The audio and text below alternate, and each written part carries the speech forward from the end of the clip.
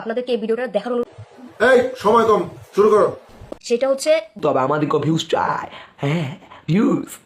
DC অফিসের সামনে নামলাম, সেদিন এই একজন রজবকে থামানোর জন্য তারা আমার উপর আক্রমণের ব্যবস্থা করছে। আমাকে ছাত্রলীগের নেত্রী বানিয়ে দিয়েছে। আজ সকালে অনেক ফটোকার্ড দেখেছি, আমি নিজে জানতাম না আমি ছাত্রলীগের নেত্রী। আমি হিমালয় দেখিনি, কিন্তু আমি শেখ মুজিবকে দেখেছি। শেখ মুজিবুর রহমান আমাদের জাতির পিতা, আমার সবচেয়ে বড় অনুপ্রেরণা।